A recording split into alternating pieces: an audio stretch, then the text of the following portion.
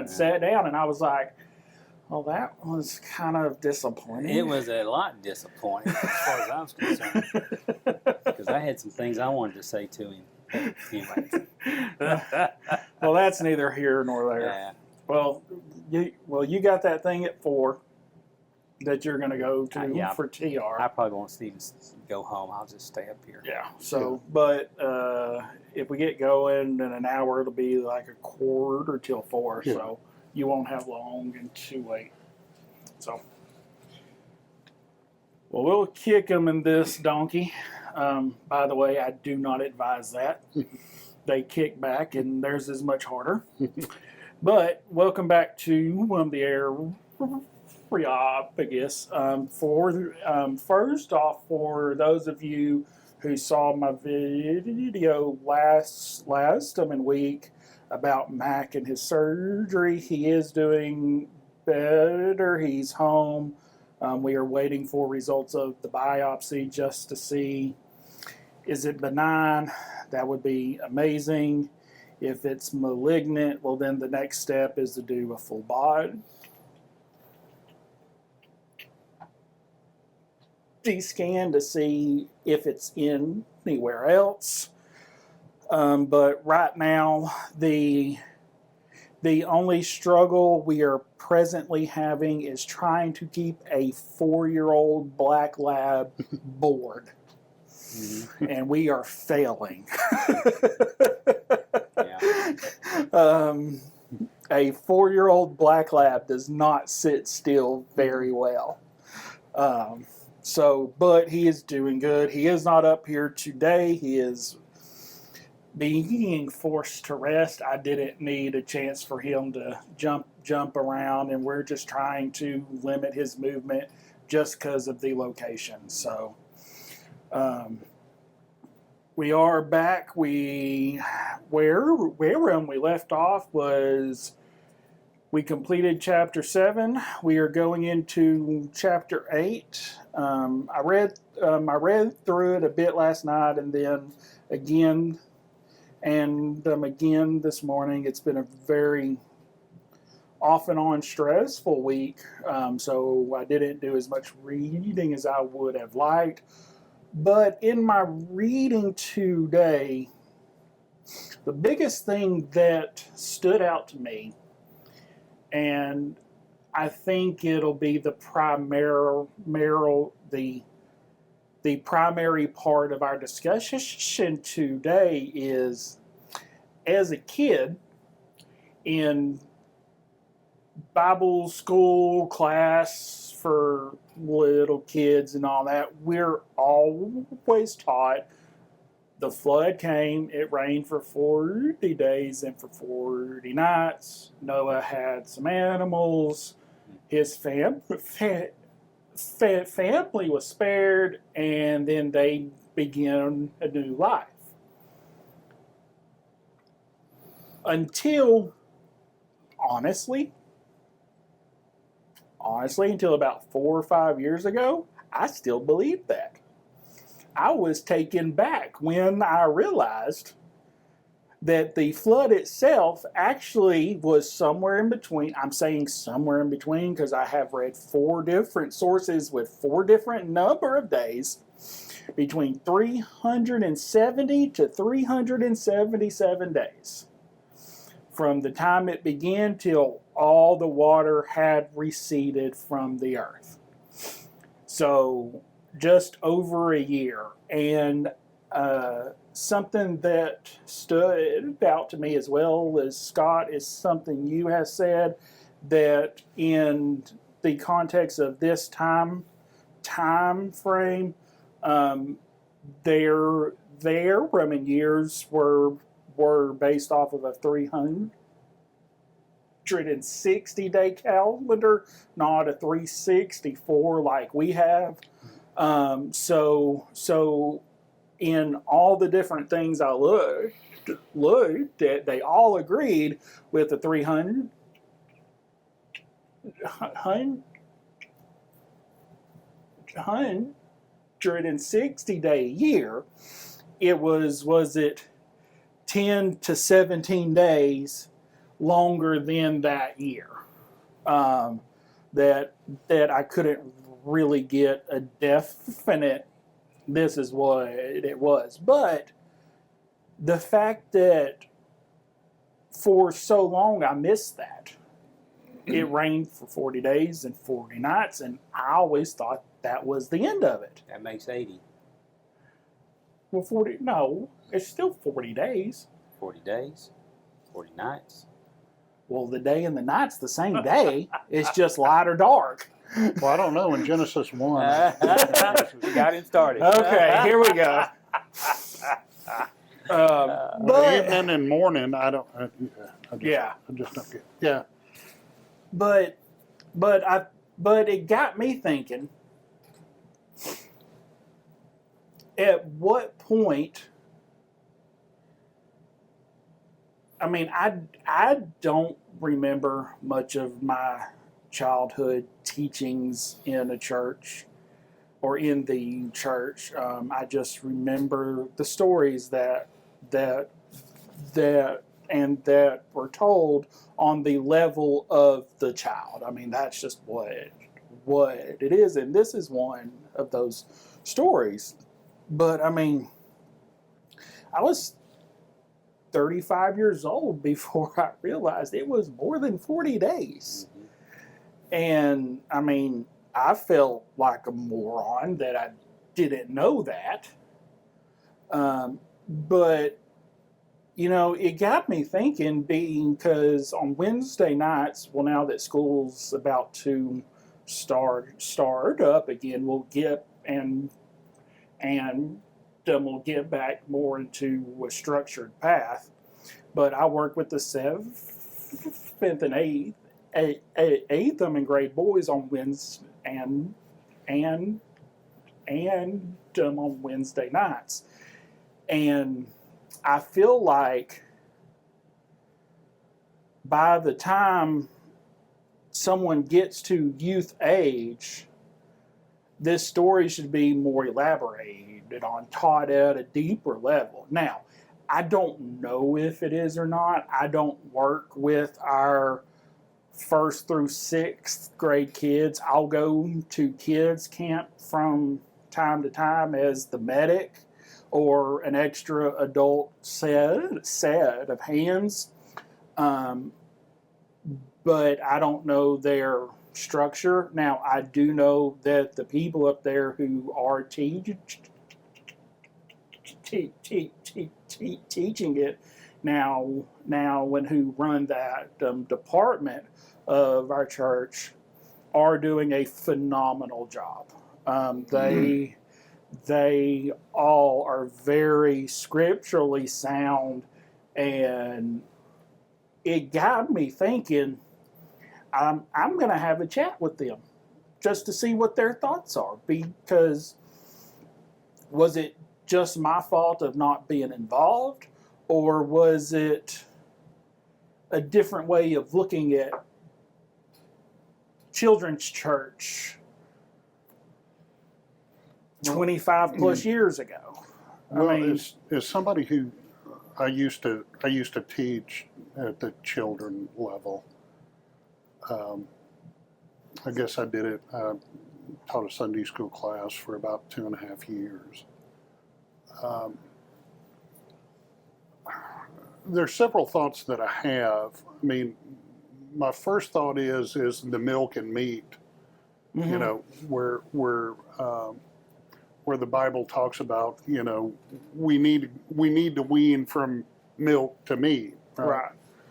So there's some to that, but there is this milk that we need, right? I mean, in terms of, we need to understand the Bible in terms of something that I can explain to, you know, a 6, 7, 8-year-old kid. Mm-hmm. I mean, some of the concepts that are in the Bible, I mean, even some of the things, they're again like Noah's Ark, that, you know, you can get into a little bit deeper, right? They need to understand the story, the truth that's coming out of the story, mm-hmm. right? So then they can go to more meat, like, you know, well, should I tell a kid that it was, 300 and some odd days, that Oh, from giddy up to woe, or, well, the Bible says that it rained for 40 days and 40 nights. That's a long time. Mm-hmm. And to a kid, I mean, they barely understand the concept of, 5 minutes at that age, so 300, over 300 days really isn't going to, but they understand something about the number 40, right? That's over a month. They understand that concept. Wow, that's a long time for it to rain. That's a lot of rain. Right. Yeah. So, I mean, still what we're talking about, from giddy up to woe, I mean, from the time it started until the time, it was dry enough that they could land and get out, I, I think there's some of that stuff that we could get too much in the weeds and just confuse people. Right? Well, yeah. I mean, there is an age point to where I agree that some of this is just not pertinent information. But I also know that, and that Jordan is is a big part of our youth. Right. Well, and I trust Jared him, is, right? and Jared and him have a really strong built Right. relationship. But I found it funny that when Wyatt first went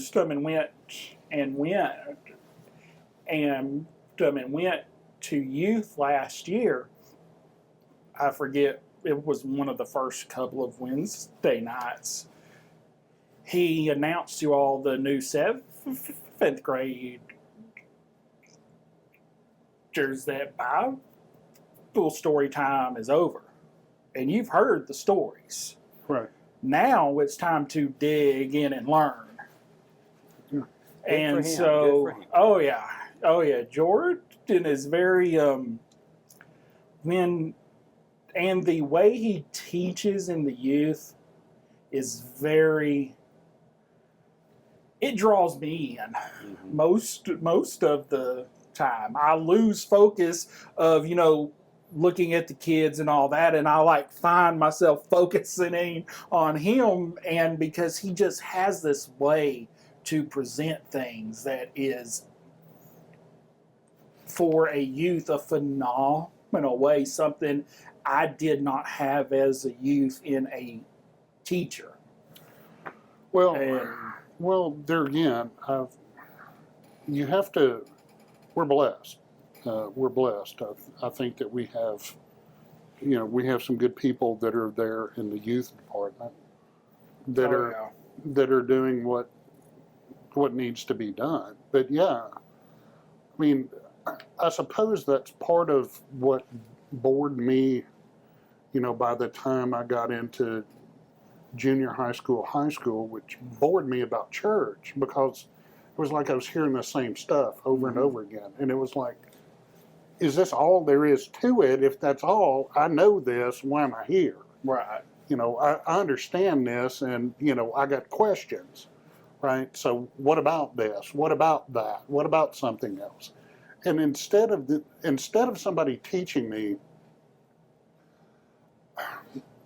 I guess with me, and maybe I'm different, I needed somebody to show me where to go get the information, because I could get the information. I knew how to do it. So, well, what you say that there's Greek and Hebrew here. Well, how do you know that? Show me the Greek and Hebrew. Well, okay, well, I can't do that, but I'll show you this thing called a concordance, and you can go from there. It's got a lexicon in the back, and here's some Greek words, and here's some Hebrew words. Oh, cool. All right, so now I'm, so show me where it is that I need to go, and then if I got questions, I'll come back and go, hey, where can I find out this information? Go find that. So, well, that I learned that, or I have learned that the person who is teaching Right. I mean, you teach our class. Jordan works with the youth. Danny does his own class. I mean, at some point, the student who and whoever it may be at whatever age it may be has to know, trust, and understand that the teacher, if not have the answer, knows how to find the answer. Right. And looking back on my youth, I don't know if I ever had that. Right. And And I can tell you I didn't. And you know. which is one thing that I truly love about our youth department Right. now is the people that are leading that. They'll admit if they don't know the answer, Right. but they're going to help you find that answer. Right. And that's the difference. Now there again, that's the difference between, my age, going through Sunday school and by the time I would have been in youth, I pretty much checked out. It was like I'll go to church because I want to, and occasionally I'll sing in the choir, but I'm not doing this. I'm not learning anything. I'm not getting anything out of it. And if you want to babysit, okay, I'm a troublemaker anyways. I'm just going to make trouble and they're going to kick me out. So, so I don't see you as a troublemaker, Eddie. I really don't. Oh, me. Okay. I don't see No. you as a troublemaker. But Wow. I do think that there's something to the milk and the meat, right? There is. We need to start out with milk, but we need to eventually get to where we're eating meat. Right. But you can also get milk as an adult, because whether you're learning a doctrine or a concept or Oh, sure. or what the word didactic means, Mhm. like Sure. we were doing today. Sure. Everybody gets meat and milk as they go through. I was fortunate enough to grow up in a very strong, parentally led home, and church and Sunday school, and that's where you went. And it was well organized. My remembrance is that it was well organized. Then by the time I got to high school, there was a little bit more freedom for us to go do things. But we had a strong youth director. He was a seminary student at Dallas Theological Seminary. He came down, and for those in the audience that know Pine Cove, we're here in Tyler as a Christian camp. Mm-hmm. He also worked out there. I got a chance to work out there. I was fortunate enough to have opportunity to hear, especially at Pine Cove, a lot of great speakers, very heavy duty guys to come and speak. And I got to listen to that just because I was out there for either work, I got to sit in. Our youth director was very solid also. He pastored churches for 30 plus years before he retired. This guy was excellent. Sure. So I was able to take advantage of that, was able to go to a Christian college the last couple of years, get a good education there. And from there, go out into the world to make my own. But yes, you're right. And that's one of the reasons this milk versus meat, and I keep saying this in class, we're not going to stand in front of a fire hydrant with it open full blast hitting us right in the face. I don't advise that. No, we don't do that. I You strongly- probably have done that. I strongly do not advise that. But we need to get that little bit at a time. But what I have found in a lot of churches is there is no organization. The pastor doesn't take a strong hand and say, this is what we're going to do, or organize it. It's not a strong organizational structure. A lot of churches buy curriculum that's just made by somebody else, not necessarily that would fit your situation, your church, but that's what you teach. I know you can adapt and do all those kind of things because good teachers do that. But I would prefer had a church to have a knowledge of what is being taught at every level, so we can And we know that the days of kids coming kindergarten through 12 and on beyond that, we're not necessarily seeing a lot of that. And parents staying for a long time, we're not necessarily seeing that much anymore, move in and out with jobs and stuff. So I would need to check the church and say, what are you actually teaching? What is being taught here? And you said you missed stuff, or you felt like you did. Oh, well, yeah, I mean... Some of it may have been because you were checked out. Oh, mentally. I mean, I was your typical... But at the same time, it could have just been simply missed. Right. And you didn't have opportunity to hear it. Oh, yeah, for sure. I mean, so and I forgot to mention, I was involved in Young Life at high school level, and we were fortunate to have a very strong Young Life leader who also taught Bible study, and he was very good there. So I've been blessed in that regard, but it also makes me see, as I reflect on the churches I've attended as an adult, that some of them had strong curricular organization and made sure that their people went through cycles of learning stuff in a progressively deeper manner. And some that pastor just said, you're the teacher, you do what you feel like you need. And if they're not well versed in it, you just get weaker and weaker as you go along. And so that's one of the reasons why I wanted to start the class that we're currently all in. Mm-hmm. And it has turned out to be a very good thing. I will say I have enjoyed in your class.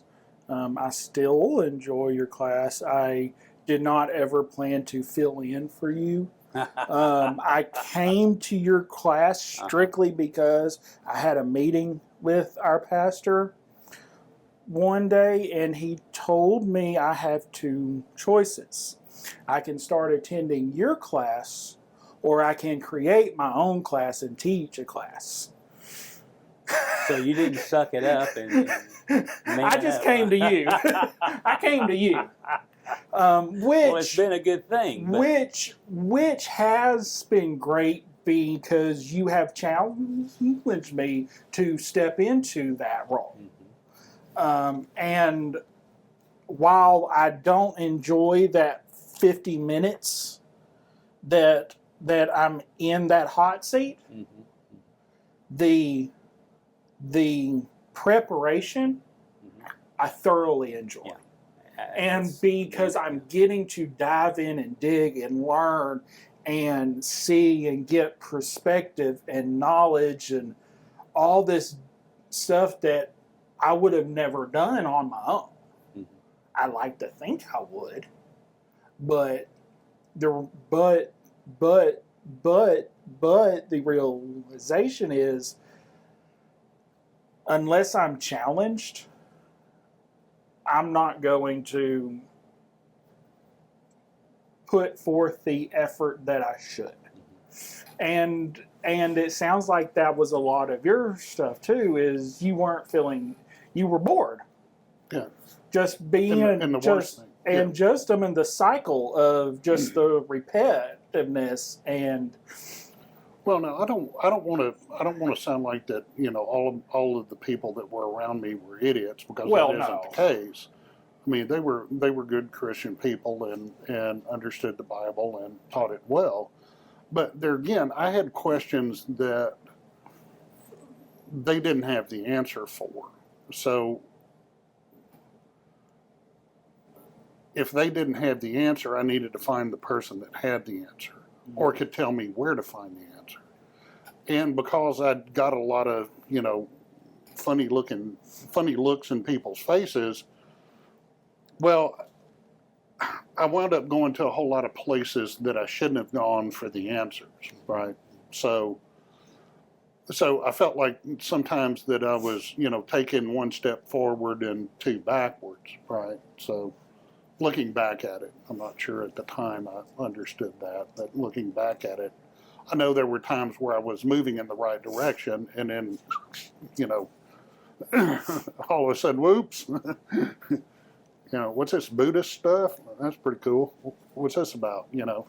So I was looking for the answers, In all the wrong places. Yeah, I was fixing to compare it to the Looking for To Love the song. song. Yeah, so yeah, That's a scary thought. You and I just doing like that. yeah. But anyways, so I mean, so I've always been cautious about that, especially with my audience, because there again, I know that there's some things that I think about that,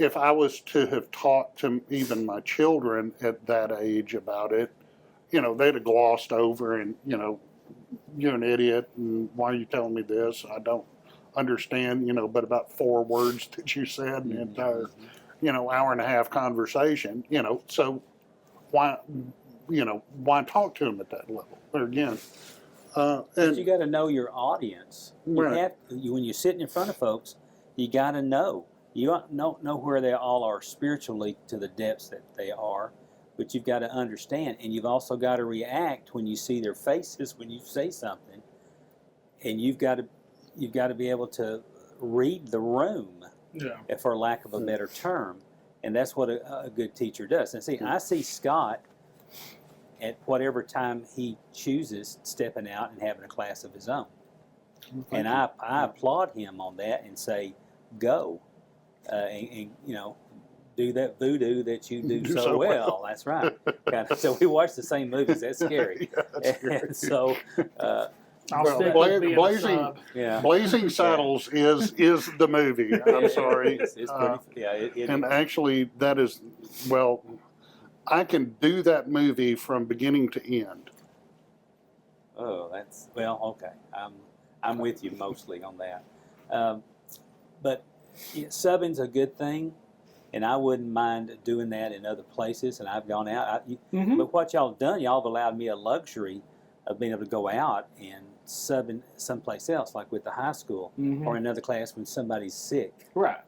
And that's a luxury that I like. So looking at this and thinking back, I mean, now specifically on this morning, when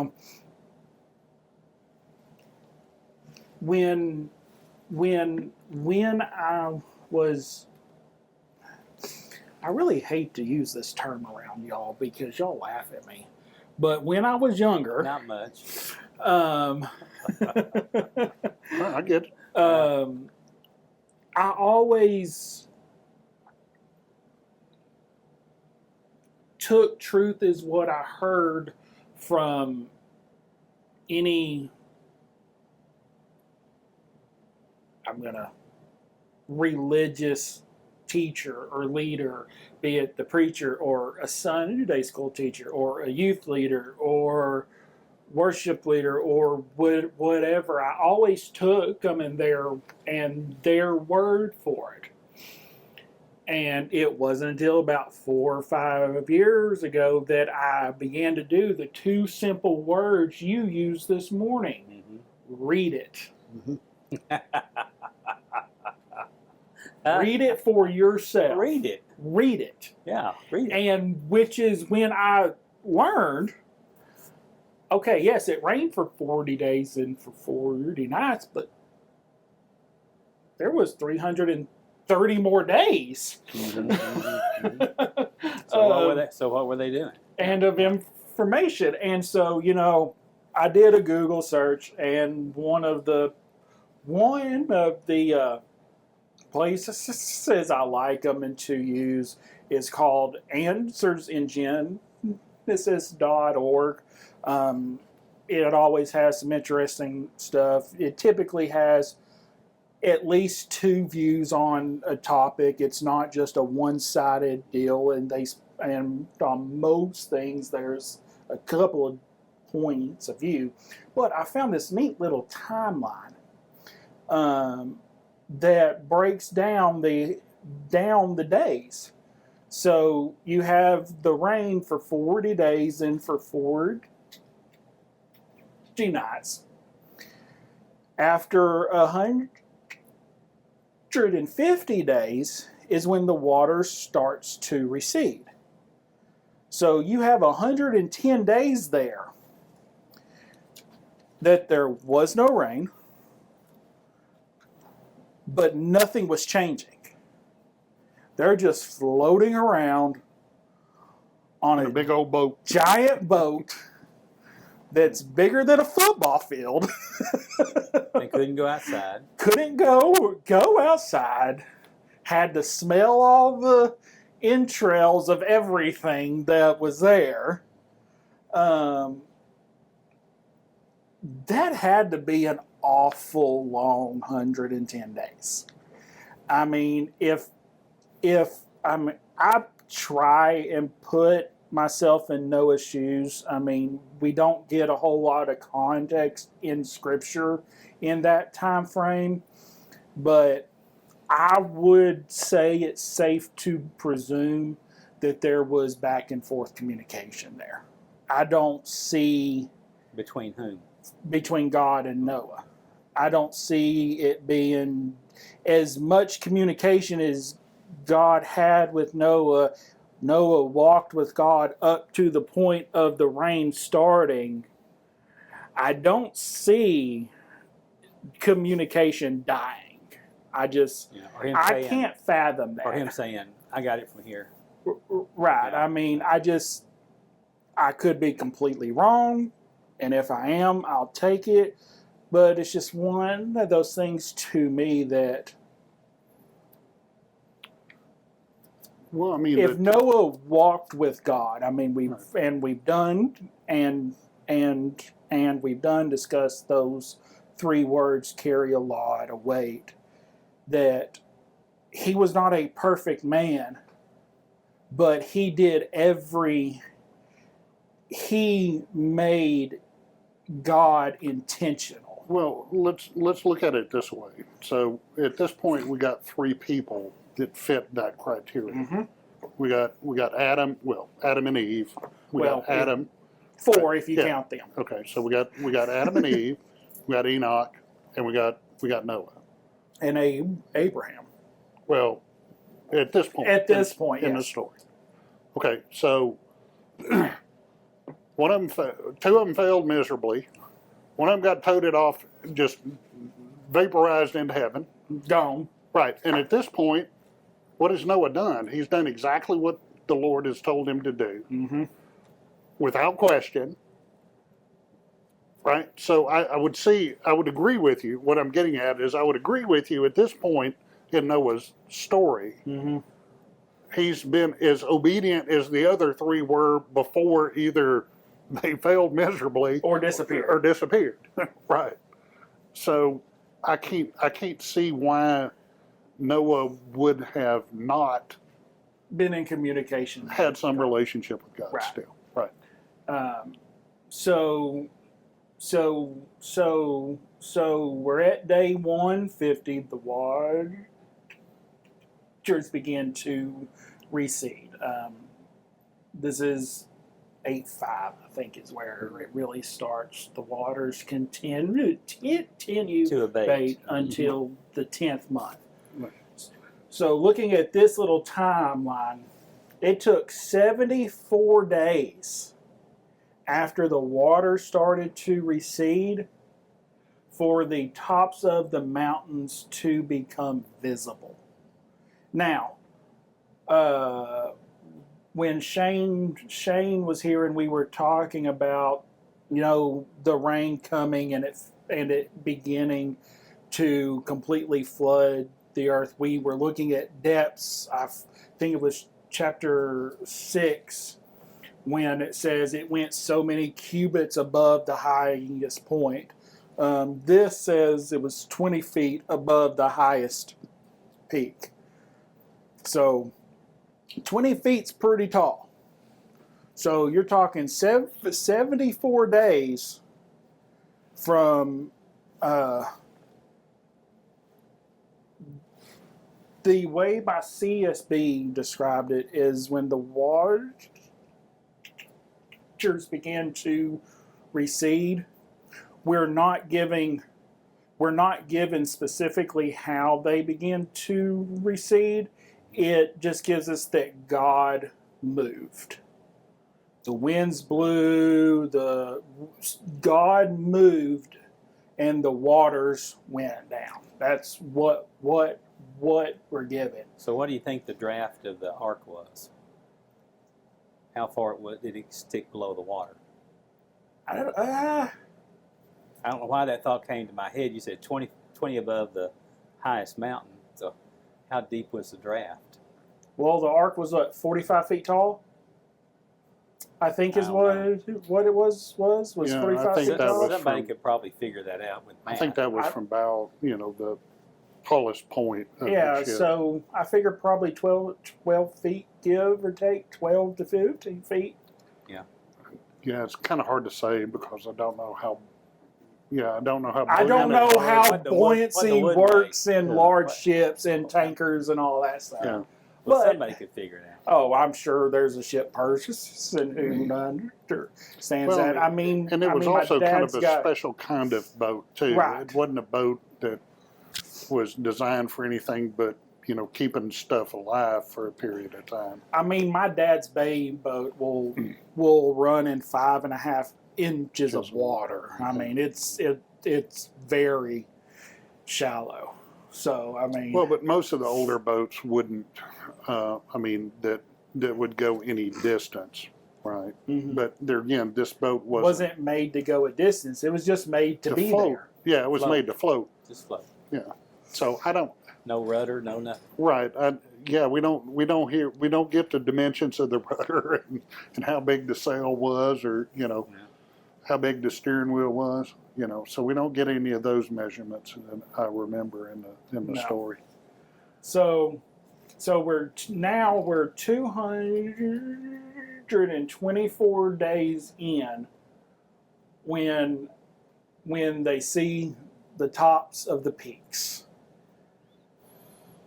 40 more days go by before Noah is verse 6, before Noah sends out the first raven.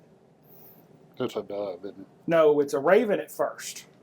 Oh yeah, he does. He Okay. sends forth a raven in verse 7. Yeah. He sends forth a raven, and it went to and fro until the waters were dried up from the earth. So according to this little timeline thing, every day for 40 days Noah sent a raven until the waters were dried up. So we're now at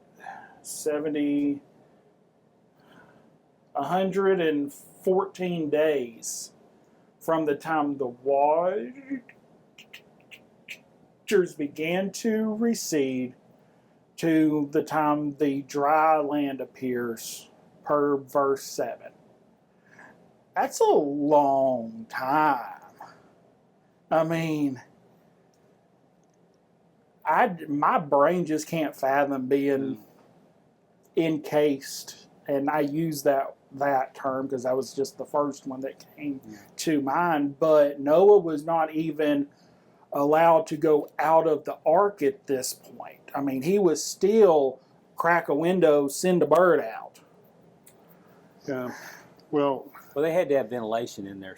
Well, yeah. yeah, there had to be. There I had to think be above some, the bit. there had to have been some way to let out some fumes. There was no. There was no. Return air vents. No. Yeah, that's true.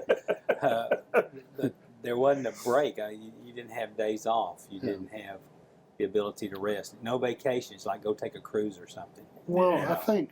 That's probably the worst cruise I would have ever been on. Well, I think of. I know this probably. One of my favorite stories growing up was Moby Dick, just because it was just such a cool story. Yes. There's one point where they get hung up in the doldrums and over around South America, on the Atlantic or the Pacific side of South America, and they're just kind of floating there, and they can't get anywhere. There's no wind. There's no way to propel the ship. There's nothing to do.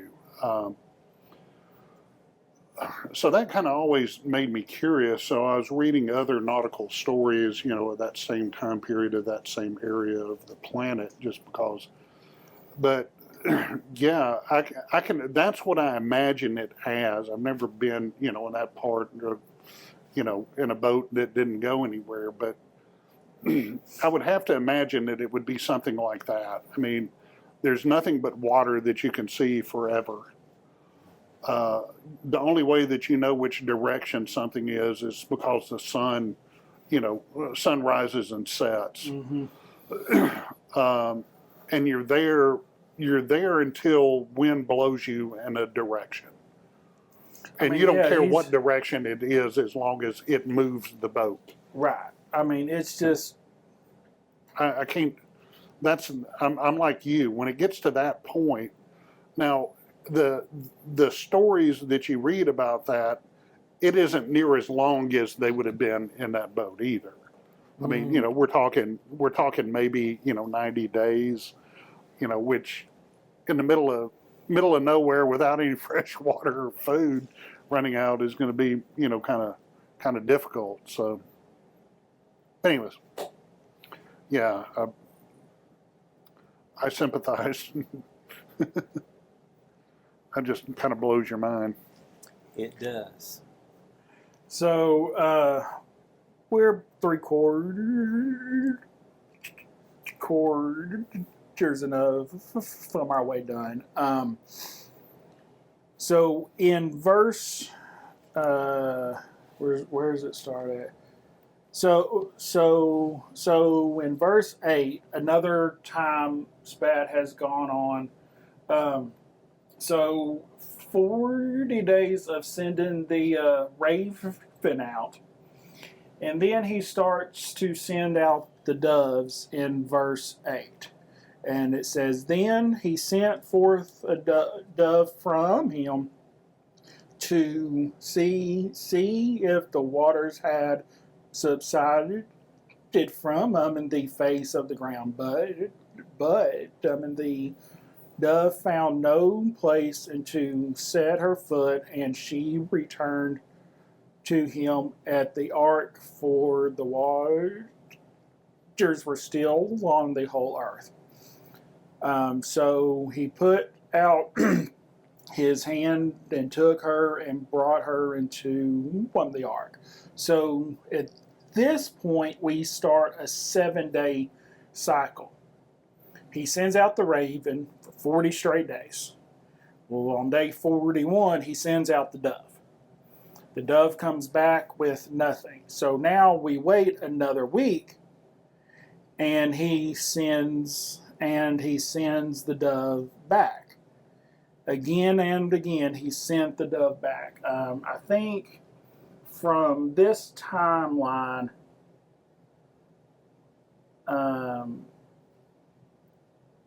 it looks about 21 days worth of him. So he sent the dove out 3 times. The second time it comes coming back with an olive branch or a leaf, an olive leaf in verse 11. And then he sends it back out he sends out a fourth dove, and she does not return. So 21 to 28 days, depending on how you count those days, of sending out doves. So there's nothing, there's a leaf. Where'd my dove go? So that is when we get to the point to where the waters have drained. The 601st year of Noah's life, in the first month, the first day of the month, the waters were dried from off the earth, and Noah removed the cover of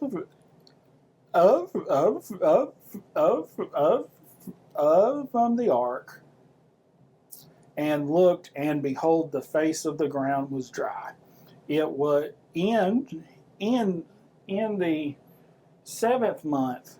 So in between verse 13 and verse 14, it looks like from when he removes the cover to the time God tells Noah in verse 16, go out of the ark, this is saying it's another 29 days.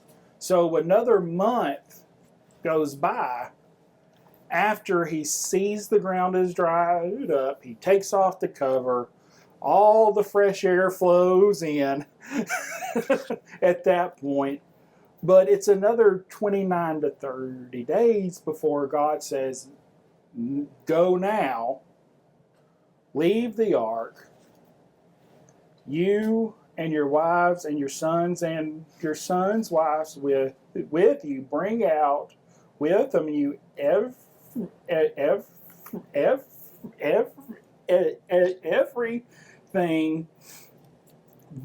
that is with them and you of all flesh, birds and animals, and every creepy thing that creeps on the earth, that they may swarm on the earth and be fruitful and multiply on the earth. So Noah went out, and his sons and his wives sons, and every beast and every creepy thing and every bird and everything that moved went off of the ark at that point. 370 days from the time the door shut till everything unloaded. Talk about an empty nest. That thought just crossed my mind. Do you think he felt lonely? I don't know if he felt lonely. He still had his family around him. Where is So I'm everybody? assuming they lived in the ark for a while, but they just went in and out. But they would have to establish, living situations and all that. They had plenty of wood to build houses with. Plenty. Taking it off the ship, and so this last little section, verses 20 through 22, is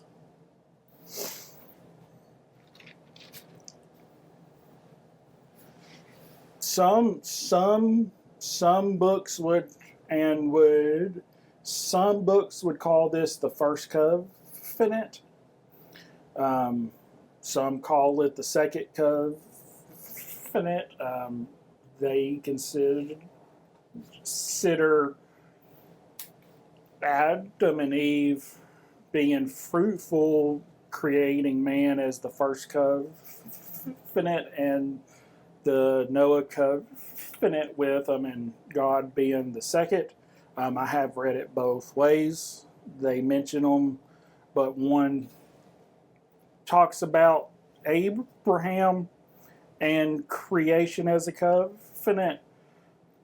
Some I have read don't really consider that a covenant because it is creation itself.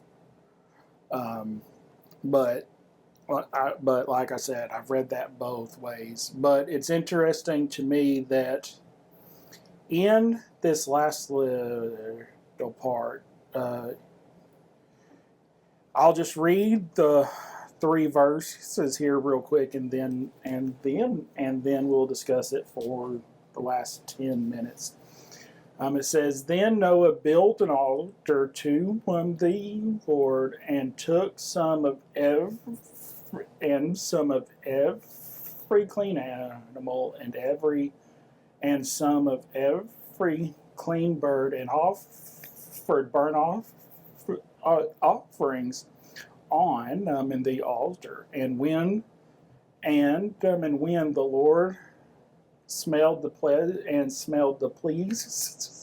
pleasing aroma, the Lord said in his heart, I will never again curse the ground because of man, for the intention of man's heart is evil from his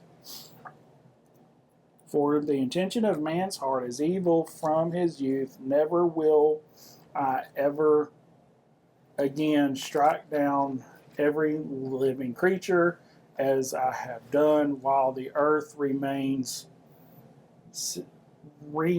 seed time and harvest, cold and heat, summer and winter, day and night shall not cease. In some translations, it talks about he gives the rainbow as the visual sign of the covenant. The ESV, unless I just missed it, does not mention the rainbow or the bow as it calls it. I think the CSB does. Let me see what the CSB says real quick. Too far. 9:13 says, "I've set my bow in the cloud." Okay, so it's We haven't chapter got 9. there. It mentions. Okay, we haven't got. I was there trying yet. to find it. I knew it was in. I was mine. I say I But I know hadn't it's read got a that far. mention of bow, but right, I haven't got into. I hadn't read that far down. Sorry, I knew Yeah. it was in 9. Yeah. Okay, so at this point, we get to see God telling Noah, "I will never destroy man again." It was so evil. Things were so evil. And Shane, I still think, has the best question. In our world today, we see all the evil around the world because it's thrown in our face in between news and social media and every source there is. If our world is as bad as it is, yes, he tells us he will never destroy mankind again. I get that. I appreciate that. But how bad was it for him to go, "I'm done"? Mm-hmm. Pretty bad. I mean, they had strayed away from that original agreement, with God that they were going to be His, and when Adam and Eve, and when that went away, man's heart, like Jeremiah 17:9 says, it's just corrupt. There's no one that seeks for God. That's not just 17:9, but that man's heart is just corrupt. mm-hmm. It's bad. No one has a good heart, and we see that in the time of Adam and Eve all the way to Noah. And it did get as bad as it could get. I still think here in our present time that we live with still some common grace that God has placed upon us. But that common grace, also in my own opinion, is being withdrawn. And that's why we're seeing some of the things that we're seeing. Grace was gone. Right.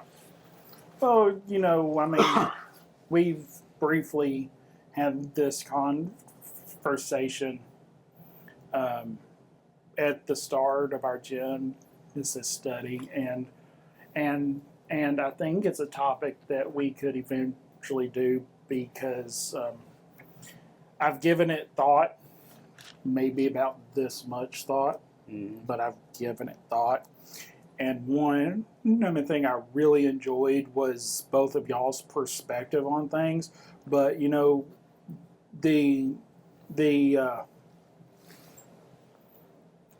was the term used? I say it born into sin. There was a term, sin nature, but there was a term you used that is escaping me. That I think it was you who did and agree we are born into a sin nature. Well, I don't want to put words into your mouth. I don't believe that I inherited. That's it, inherited. That's the word I was looking for. Adam. No. Okay, yeah. I don't believe that. Okay, Yeah, that's the word I was looking for. And it's No, I believe God created man, and part of the Imago Dei is free will. So, and there again, I don't place Adam as the first human being on the planet either. right. So that's just There again, if I was going to place Adam as the first human being, because there had to have been a first, it would be that way. But the story of Adam and Eve, I don't believe is describing the first human beings on the planet. But I believe that we, from the get-go, had the ability to make decisions about good and evil. So I've always heard and been told we are born into a sin nature. Mm-hmm. And I've never questioned it. I've never disputed it. But then I've also heard this whole age of accountability thing. Well, you get into some knots. You get into some knots that are hard to untie. Which is one of those things that over the past few years I've really began to give more thought to. Like I said, it's something I haven't given a whole lot of thought to yet. Eventually I want to and I plan to, but right now I'm at about yay much thought. So the next time I'm out in class, that is what you're going to be teaching. I don't know about that. That's a lot of I'll give digging. you a week or two notice. Anyway. Yeah, a week or two. Well, there again, I just don't find it. I just don't find a scriptural backing for it. So that's my position on anything. So if I don't have a scriptural backing for a particular belief system, I'm going to put it over here to the side. Now, do I believe man has the capability of sin? Yes, I believe we have the capability of sinning from the moment we take our first breath. And actually, I would even say from the moment that we're conceived, that we have the potential to do something against God. I mean, we know that there is some awareness in the womb because John recognized Jesus. Right. And so there's something there. Right. And there's some cognitive ability there. Right. So now where that came from, there again, I don't know. And every time I've tried to explain it one way, right, especially with the inherited part of it, I get knots, that are hard to untangle scripturally, because what do you do in a situation of age of accountability? What is that? What about people who are, severely mentally handicapped? Right.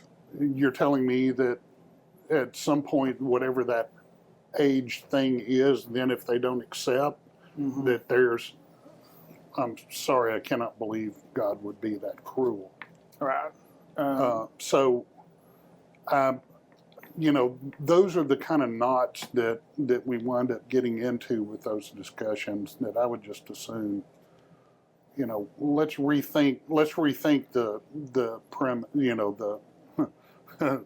the proposition number one, let's rethink that, so I can't find it in scripture, so I'll put it that way. So for the last, I want to, this will be a quick thing. So we saw in chapter 4 where Cain and Abel gave an offering to God of what they were in control of. Here in verse 20 and 21, Noah builds an altar, makes an offering of clean animals and clean birds and the Lord smelled the pleasing aroma.